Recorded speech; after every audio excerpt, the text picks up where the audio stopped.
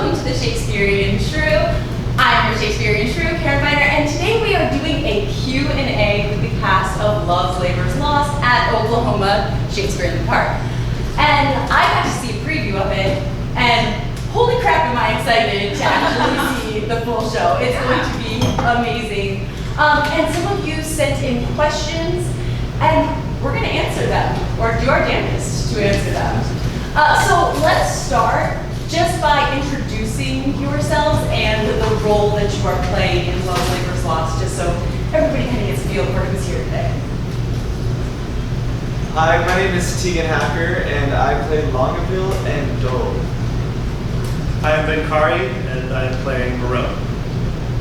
I'm Pike, and I'm playing DUMAINE and Sir Nathaniel. I'm Marsh, and I'm playing JAQUENETTA. I'm Erin Woods, and I'm the director. I'm Howard, and I play MOTH and MARCADE. I'm Jessa, and I play ROSALINE. I'm Ariana, and I play Mariah. I'm Olivia, and I play KATHERINE. I was also the assistant director and props master. You've been busy. So one of our first questions, I think, is a very important question, and it's, do you think that Shakespeare is still relevant today? I mean, that's you made a face. She made a face. There were faces. Is that a hard no? No. I mean, clearly we're still loving it enough to perform it all the time, so it's very relevant. I think that's the sort of beauty of his writing. It's relevant, you know, a lot of times in the world, but it's like relevant in here the most, because you'll be in a show and you'll hear a line, someone else say it a different way than you've heard, and you're like, oh my God, that's actually the best line of the whole show. Because like I've felt that before, you know. I like it. There's some quote that's like, it's remarkable that Shakespeare is really that good, despite everyone saying he's really that good. I feel like also just when something influences language so much, it's hard for it to lose its relevancy.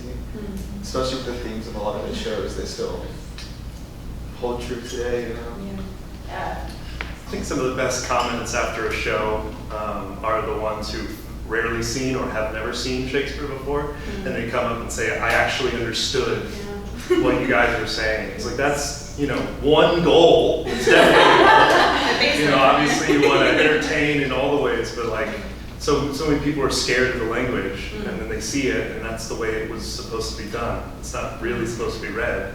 It's supposed to be seen, experienced. Yes.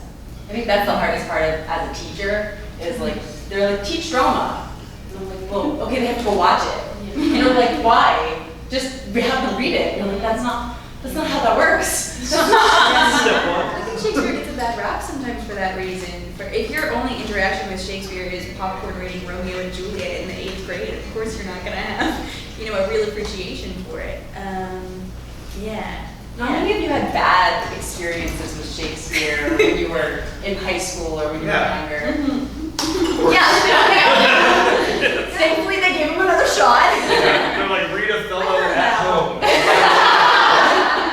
Read Hamlet with 30 high schoolers. What? Let's talk about Henry VI Part 2 real in depth, and you're like, oh no. Did any of you read Love's Labor's Lost in school? No. Later, not high school. Later. I saw an OSP production in 2005. Whoa! But I never edited it. Yeah. So, what has been your favorite part about putting this specific production together? Here we go, Corey. Yeah. Bring it in. Corey here. I just heard 2005 production. What is the next award? Corey was in that. Yeah. Oh, perfect. Yeah. What role did you play in that one? I played Armado. So, it is an interesting choice. Are you not of Spanish descent?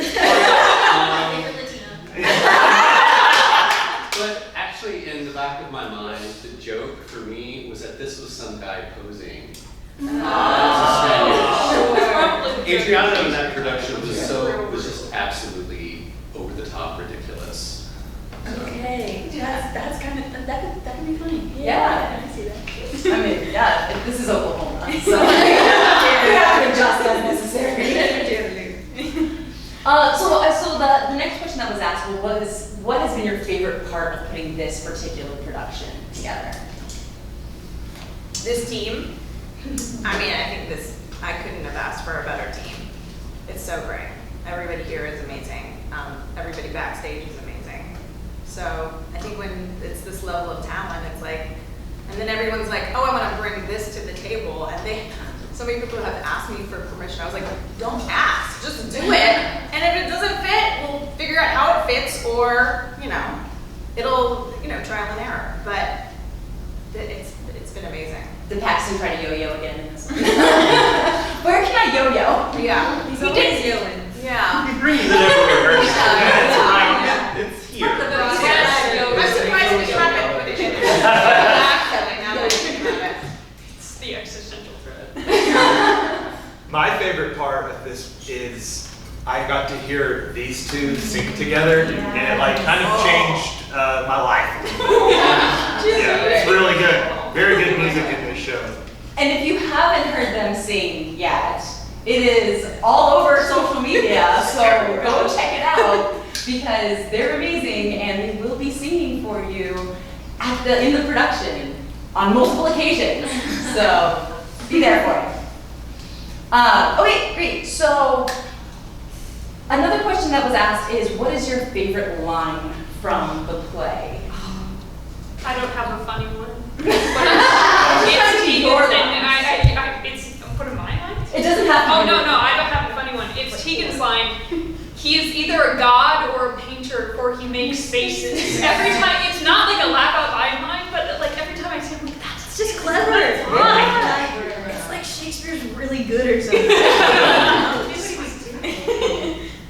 I don't know, Brooke talks so much. Yeah, he makes a lot of good cases for love. On that note, my favorite line is the last line that I say. And you'll just have to wait for it.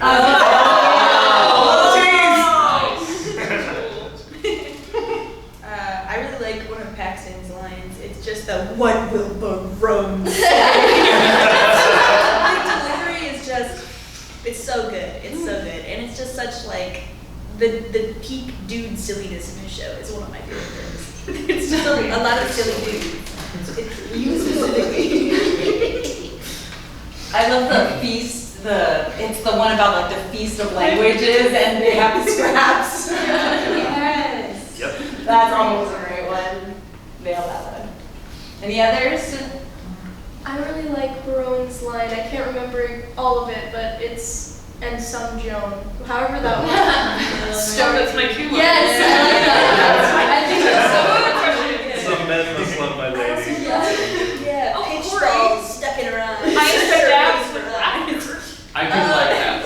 Oh, I am stabbed with laughter. I'm gonna start using that. That's really good. Should bring that back into the vernacular. That's real solid. It is a good one. Some of them just don't make any sense. That one makes perfect sense. It really, in Hebrew, you say, when something's really funny, you say, "I'm eating movies." And I'm like, oh yeah. Sure. But yeah, nobody's ever explained that to me properly. So Shakespeare, we love him. But what does your prep work look like for a Shakespeare production, and is it different than for a contemporary production? Yes. You bring a different set of tools because if you're given if you've worked with the rhymes and the pentameter, your brain sort of just picks up on how it flows, and so it sort of, I don't know. I don't do any contemporary theater. This is what I do. So maybe in my brain this seems easier, at least to approach it, versus trying to invoke a completely authentically realistic. I don't not to say that's all I'm doing right now. But I don't know.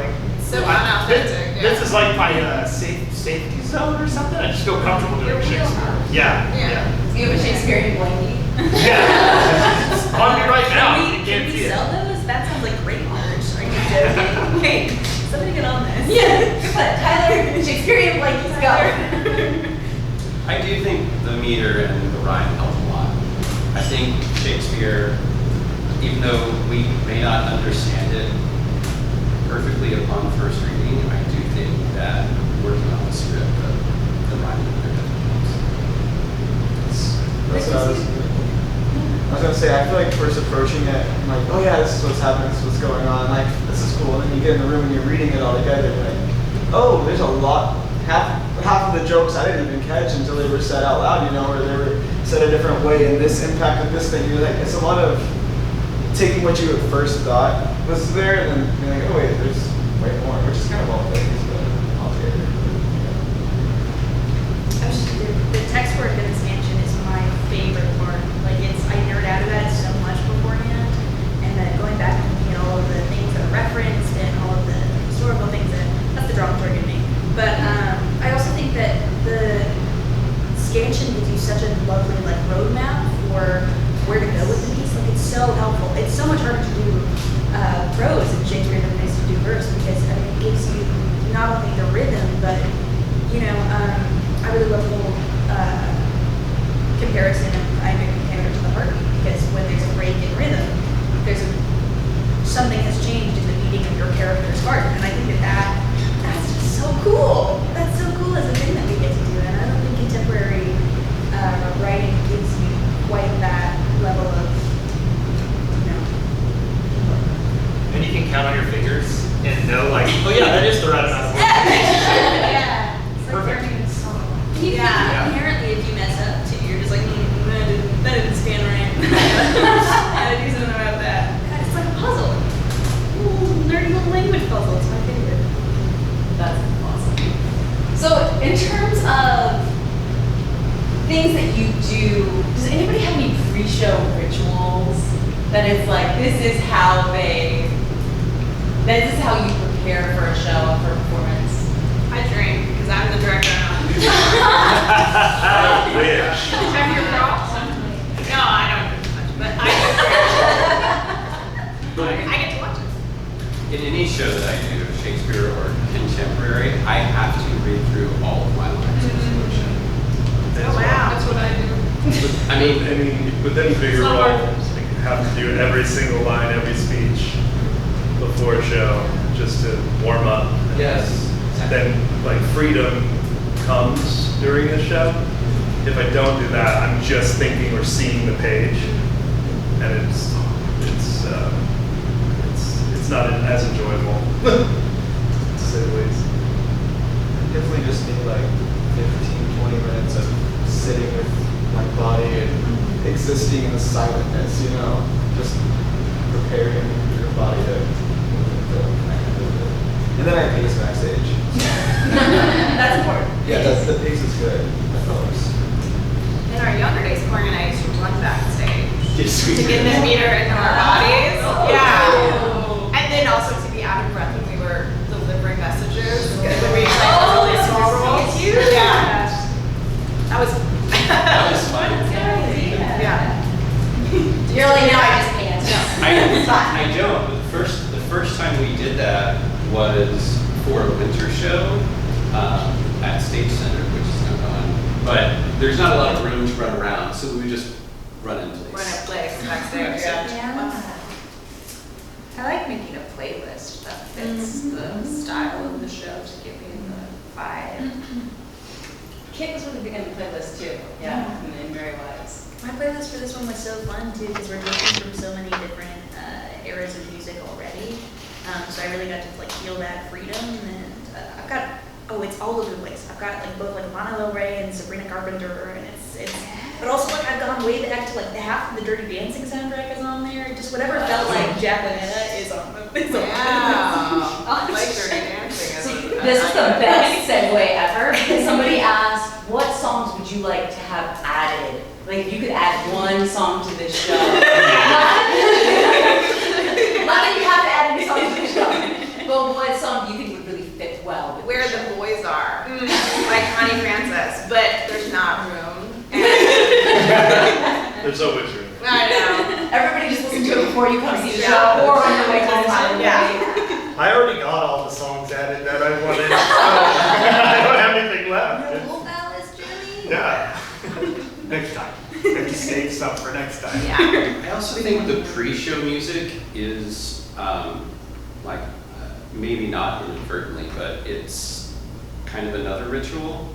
Because once you get used to the songs that play before the show, and you go backstage and you're getting ready to go on, and you hear that music, I think that really puts you in the performance headspace. I guess is a good point. So is 500 Miles actually on the pre-show? It's not, no. Dang it. None of them, well, there's only like 3 music cues in the show that are recorded, but none of that's on the pre-show, but there's plenty of Connie Francis. Connie Francis and Creepy Lawrence Welk was the whole show that I wanted, yeah. So since we're already talking music, what has it been like preparing all the music as you're all like? Well, that's a good question for Jimmy, the music director on this one. So what's it been like? Well, so like Erin said, it was Connie Francis and Creepy Lawrence Welk, which I wasn't familiar with, really. I mean, I knew who Lawrence Welk was, but then I got all of her reference points that are all pretty much all songs in the show. But she painted a picture that started to make sense, and it's kind of like a forlorn, kind of heartbreaking sort of shape, which was her, not me. And so what I did, like I said, these two just showed up and sort of knew what they were supposed to do and sounded great. And so all I had to do was kind of just shape that a little bit. And then there's like Corey sings a song and then the French court has a 4-part harmony behind it, and that made all of our eyes kind of spin for a little bit. But we're all here to put on a good show, and so everybody comes with their A game and is willing to kind of bend and try new things. And sometimes I'll say, let's try it as slow as we can this time. That's not how it's going to sound on the show. Let's just try it that way, and then we find something new that we can add back into it. So that's kind of my thing. Is I can think about it as much as I want beforehand, but it's once you hear it in this room is it's a pretty good room acoustically to hear harmonies and separate parts. And so then all I'm doing is just sort of trying to fit how that sounds into the shape that Erin's given us. And I think it sounds awesome right now. Yeah. Yeah, it sounds great. Yes, I agree. Olivia, did you learn the flute for this? I did. I sat down with Erin and Jimmy for some meeting on at the end of June, and they were like, oh, I played clarinet in our most recent Christmas card, and she was like, oh, you could play, and I play several other instruments. So I was like, oh, for my birthday in July, I'm getting a flute. And I was kind of like joking, I was like, what if I learned that? And she was like, can you? And I was like, I can certainly try. So I've been playing, it will be a month on Thursday this For upcoming. opening. Yes, stunning. She sounds like she's done it for years. Yeah, it sounds good. That's pretty amazing. And the best thing is everybody that's singing or doing something musical in the show has a good ear and can just sort of feel where they're supposed to be and what they're supposed to do. It's been a really easy job for me.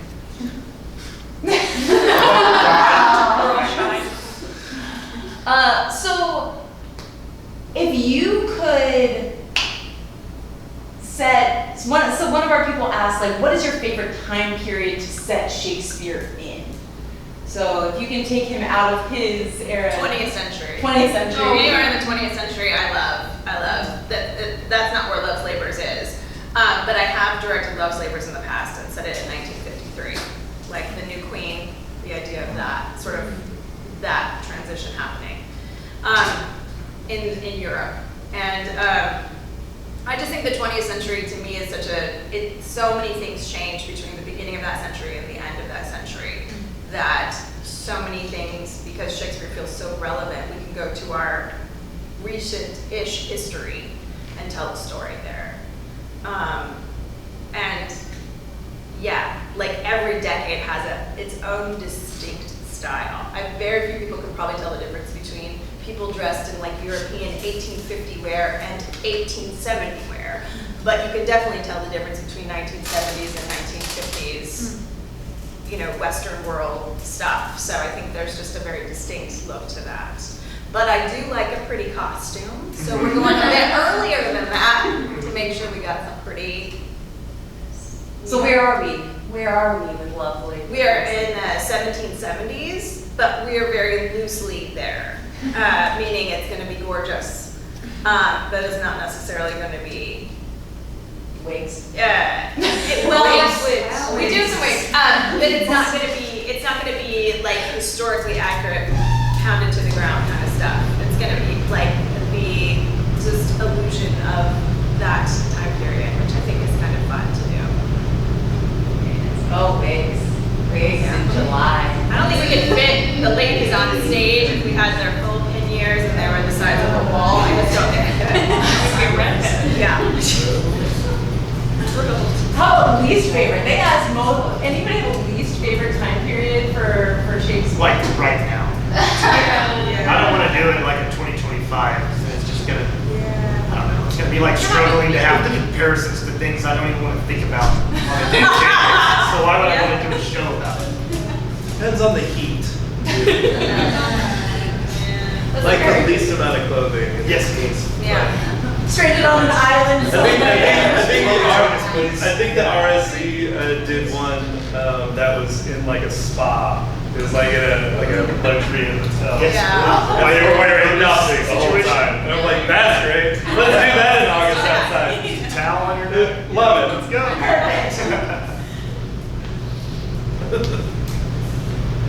So, does anybody have a dream role? Same with Shrew. Hey, Oh. Shrew. All the kids? All the kids. All the kids. Yeah, it's covered all the Yes. I'm not ready for this yet, but I want to play Beatrice before I die. She's everything to me. Plenty of time. Plenty of time. I know. Little did Lily know. I'm only past 5.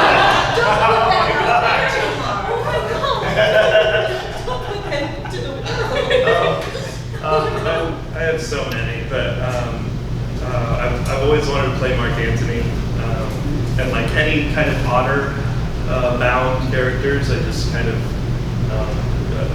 am gravitated towards. But yeah, I mean, Shakespeare wine. So many others. Anybody else? Rosalind. I do like it. I would love to do that. Rosalind was a good one. I really like playing a good villain. Yeah. We do, but we get cast as these, light, fun. I don't know.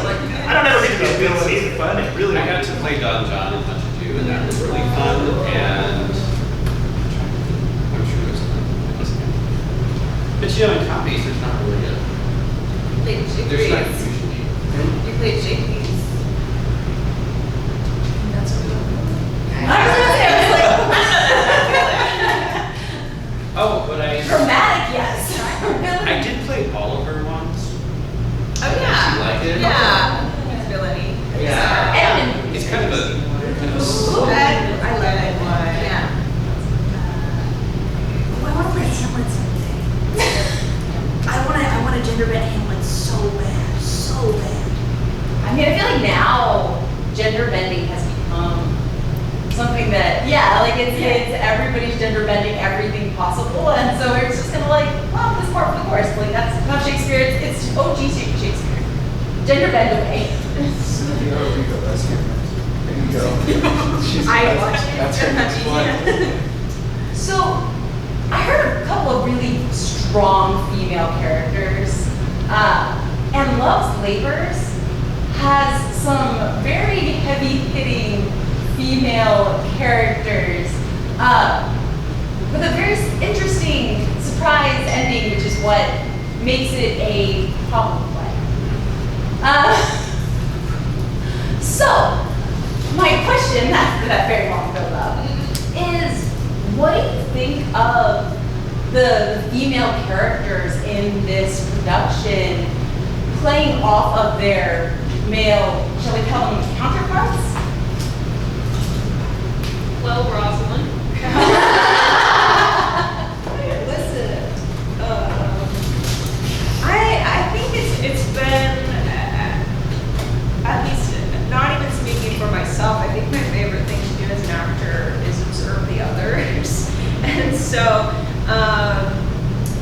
great thing.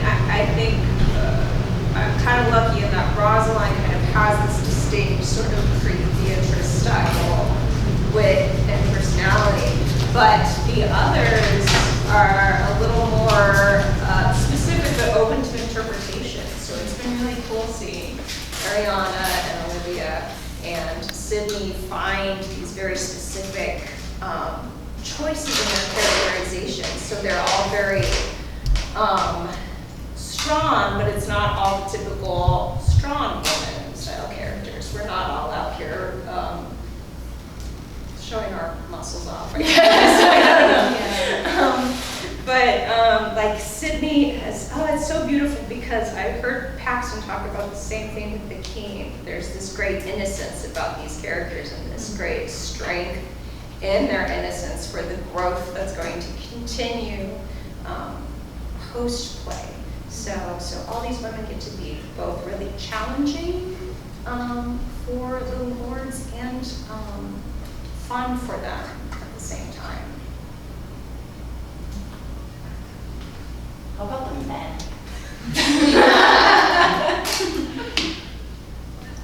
Any thoughts on our men for this production? I feel so bro. That's funny because it is, and you get it, you absolutely do get the broness of it all, but at the same time, there's also like an underlying, almost anti-masculine aspect to the guys. I don't know. I feel like it's the ages that oh God, I don't know this speech, but you might know it. That's like a speech about the ages, the boys going to school and then the soldier full of oaths, and I feel like that's where these four lords are, and Barone's the only one that's sort of saying maybe that's a little too far, and they're like, no, it's not far enough. And I think that's anyone can identify with that. You know, all genders can identify with that in their youth, being very committed and passionate.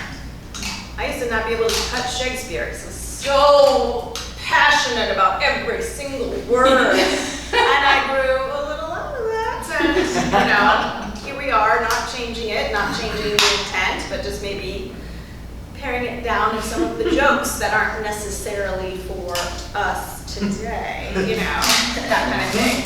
You just set me up. So another question from one of our listeners is, this play is notoriously textually dense. Yeah. How have you dealt with that? Well, here's the deal. The last time I directed it, I did it uncut.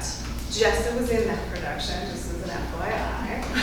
So she told a lot of mock jokes that she had to really make work for an audience that was not there. Like not quite there with us. It doesn't matter how extremely great an actor is. Sometimes the joke, to me, is just not going to translate.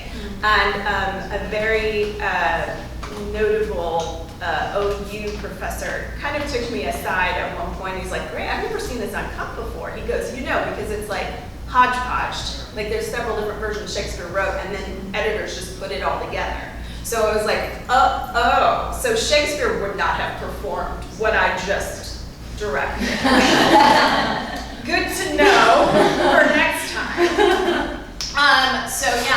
This time I took a little bit more of an editor's eye to it, of how to I didn't want to change anything, but I did want to say, these are Elizabethan jokes that I'm not going to, and we still have some of that in it. I don't want to say it's devoid of things, devoid of great poetry, devoid of all of the great quips and things.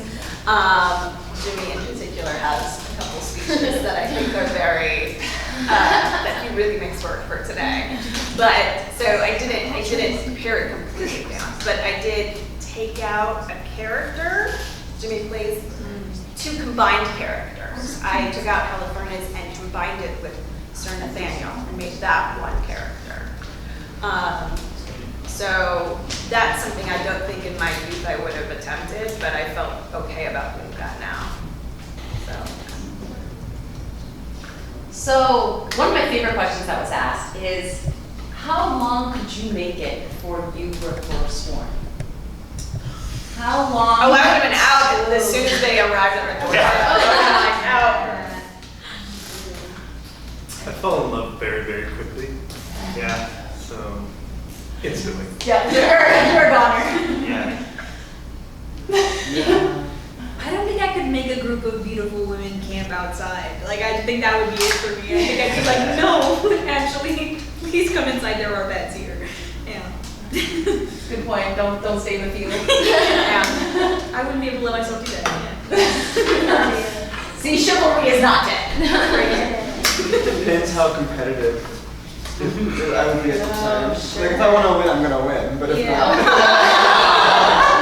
if I want to win, I'm not being forsworn. But if, I say that. But I say that. One person walks on the In theory versus the reality of the situation. Okay, so Erin, another question for you specifically that was asked is, what is your process for taking an idea and implementing it into a production? I tell people what to do and they do it. I don't know. I think Sir Ian said that.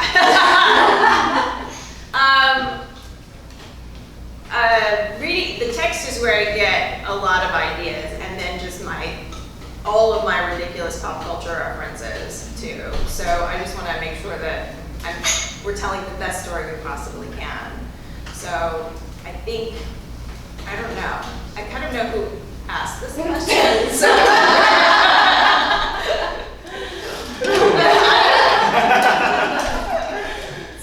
I just need to know. I see, we just talk about it. I was doing the thing where like the person is like already knows the answer. Erin, why don't you tell everybody what your process is? Jimmy got to sit through the part of this process where I thought that we would all sing things from the 2005 era of music. I was confused. He was like, what are we doing? And I was like, maybe that's not a great idea. So maybe not Disney Channel, like 2002-ish. No, we're not doing that. Okay. Yeah. Teegin? Yeah. Stop. I heard like early odds. What do you look for when you're casting? Are there certain things that like really catch your attention as you start thinking about different fits for different roles? I love it when people surprise me in an audition. I think that's probably the best thing. And people who just go for it and don't really care and are fearless. So, and everybody here fits that bill. Everybody here has surprised me. Everybody here is fearless.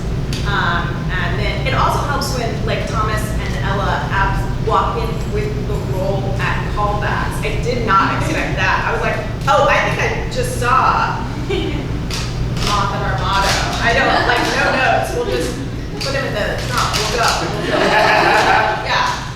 So that also helps. Yeah. So when because some of you, all right, we have you veterans.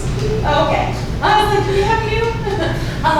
So does it also impact you who you've seen before in terms of like what they've done before and how they've played certain roles before? Yes. I think I asked Corey and Jessa and Paxton to come to auditions. I knew Jimmy was auditioning, and I was like, I don't even know where Jimmy goes when he's in the show. Yeah, he's in the show. If you want the guitar, Jimmy came with it.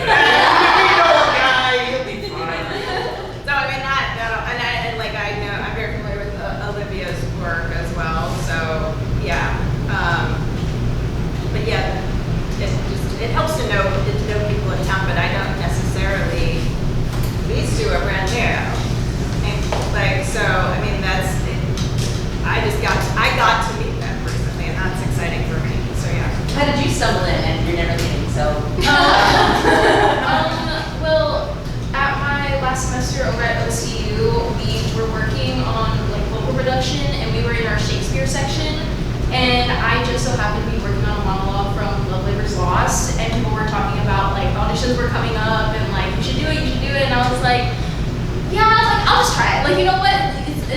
like just try. And so then I went in and I'm like filling out the forms and stuff, and then I see that Love Flavors is like one of the shows, and I was like, oh. I was like, I had no idea. I was like, well, I hope I don't murder this monologue. I was like, okay. So I just went in and I did it, and I was like, what happens. And then I got like the callbacks, and then I got accepted, and I was like, there's no way. I was like, I hear so much about Oklahoma Shakespeare and how like amazing it is, and like the people, and how just like high value it is. And I was like, there's no way I just got in. I was like, that's crazy. But I'm so happy to be here. Thank you. Welcome. Do you have a similar? Yeah, kind of similar. I finished the Shakespeare class at OCU. I'm a senior now. But yeah, and auditions, I saw those were coming up, and I haven't done a lot of Shakespeare, and so I knew this would be something that would really push me to grow. And so I was like, let's go for it, you know, let's go have some fun in the heat. In my head I was like, oh, we're gonna get so tan, and then it's like 100 degrees instead of a 1 UV index. I'm like, did I feel tan? And I want to shout out both of them were memorized immediately. Yeah. It was. Even before I walked in, I was like already like throughout the summer just memorizing my notes like day one, and I was like, I know for the most part, I know pretty well, so I'm very impressed with myself also. Thank gosh. So this is open to everybody, but I'm gonna make Ben start this conversation because I want to know how you balance life and stage. Especially since you are a brand new dad. Brand new. So yeah, how 3 weeks. I'm not balancing my life very well right now. A lot of coffee. Trying to get as many hours of sleep as I can. Trying to stick to my normal routine of doing my lines right before I go to sleep, but somehow trying to do it right when I wake up, which is not happened yet. Because my eldest little girl is not. She has a schedule, but it's every 2 hours she wakes up. And trying to make sure that my wife is not going crazy. But this process has been so wonderful because everyone else has been on their game, so that when I'm kind of flailing, I can always rely on them. So it's been very, very helpful and fun. Yeah, I don't know if I would recommend doing a show when you're having a child, but it's been a great experience for me. now anybody else? I am sure everybody else is balancing other things, maybe not your current child, but are there any things you do to keep the balance in your life during a show? Because I know, especially now, as the end is nigh, the opening night is right around the corner. Is there balance to life, or is there just show, sleep, repeat at this point? We had yesterday off, and that was the greatest gift that I've been given like all year. So yeah, that was great. I kind of feel like there's a switch in my brain where I like wake up and I go to my normal job, and then I'm like, okay, in this 15 minutes I have to transition, and so I take the time it takes to drive through and be like, okay, actor now. So it's like, oh my goodness, what is it with the two split consciousness? Severance. Severance. Yeah, that's a good point. That's a great point. My eyes twitching right now. That was such a good point. Oh my god. I feel like for me, it's important for me to go home and still get that time of like me time, sit on the couch, watch some reality TV, just disappear into a different world for a bit. But then it becomes that line of, okay, how long do I do me time? And then when does the sleep start, Sometimes it's also a Black Mirror episode. My midday nap has become vital. It's really important. I only recently have time for it, and that's going to end next week. But I work with preschoolers most of during the day, and so I need that nap when I get home. Man, they have their nap midday, and I do not. So I make sure I get it when I get home. Yeah, because those are two definitely separate mindsets. Ooh, yeah, that's rough. We've gone from one child to to a herd of children. Roughly 25. Yeah. I love Other other people. And yes, and other people's children. I love most of other people's children. It's rewarding. Yeah. Or I feel like the collective better do than these situations. Yeah. Thomas, you're a newish dad. How are you doing it as well? You know, well, there aren't any shortcuts, so it's just time management. I mean, it's difficult, but being a little judicious with my time is helpful, right? Knowing that if I cook dinner for my wife before I leave, it's a little easier to run away for 3.5 hours. You know? Yeah. And if I promise to take out the trash and do the dishes and take the night shift, then it's more manageable. Not a sexy answer, but it's. I don't know if any woman would say that that's not a sexy answer. My wife's name. I think that's an amazing answer. Because I mean, and when we were talking in our podcast earlier, you were like, man, where are these men? The who yearners! The yearners! The ones who are willing to go the distance. And I think it's so funny because, you know, we've just had a conversation where I'm like, oh, we found them! They're here! They're in theater. They're in theater. That explains everything. It's all about the ability. If you could switch roles and take a different role in this production, is there one that you're like, that's the role that I would play? I would play BOYET. Yes. He's having the most fun in the show. There's more than anyone else, I think. I'm not ready yet, but Rosalind's someday Rosaline. Princess of France. She's so fun. She's so fun. I like Moth and co-star. It's just the the pure clowny characters are so fun to Well, let's play. give a little love to JAQUENETTA. I think I'd be able to play that one. I think I'd have a good time. She's fun. She's not like one on a thing. She's fun. Well, it's interesting because Custard really seems to play the foil to the men, where he's the fool, but he's the one who actually makes more sense. Where he's like, oh, you're doing what? Why are we doing this? Like, and then JAQUENETTA, I feel like you're similar, like as a foil to women, where you're like really flirty, really just out there, you lay it all out there. It's not a hidden thing. You're just like, here we go. It's like So and so. yeah. But I think your relationship's so interesting because it is a direct foil to the other relationships on the stage. And I've never, this is the play where everyone's like, fool. Yeah. Like that's also kind of a fool. I've never been in the fool's camp before. I'm really enjoying it actually. Well, and the music is really enhanced. You really enhanced JAQUENETTA's role, Erin. Is that something that you were like, we need to make her? Oh yeah.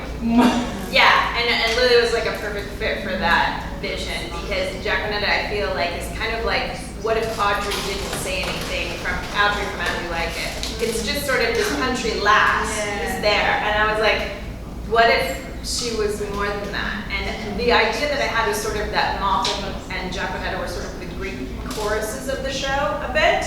But I think what it sort of morphed more into was this sort of idea of a girl who owns her sexuality and who owns who she is in this world and who is telling the story in a slightly different way, if that makes sense.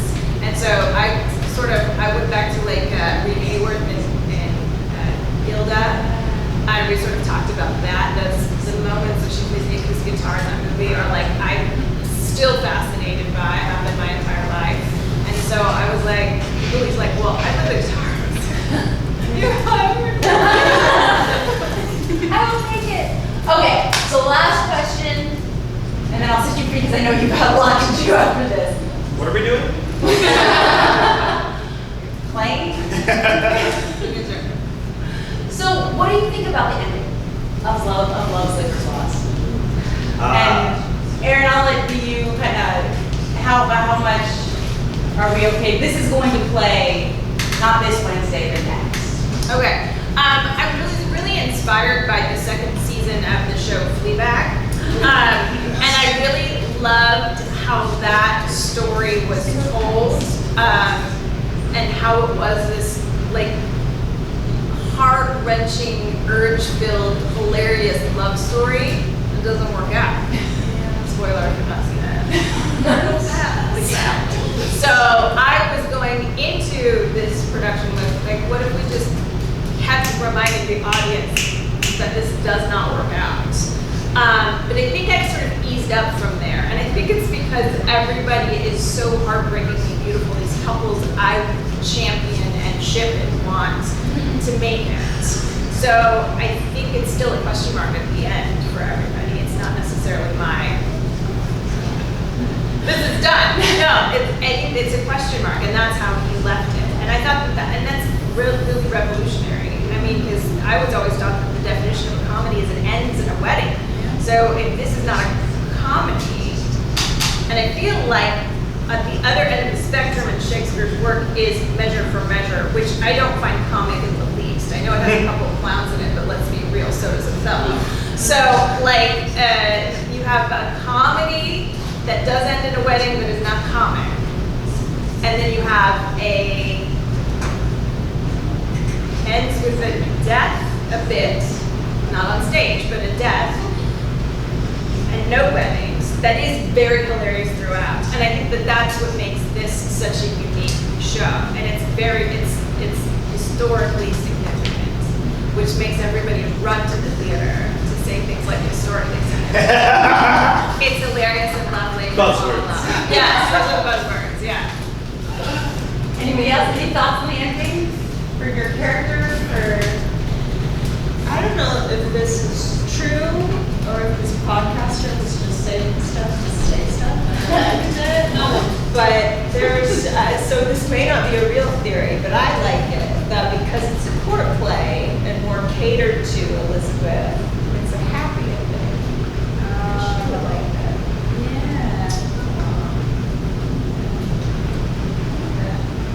It's nice, because even though Elizabeth had her really wenchy moments, she was no She would badass. have loved Jekyll.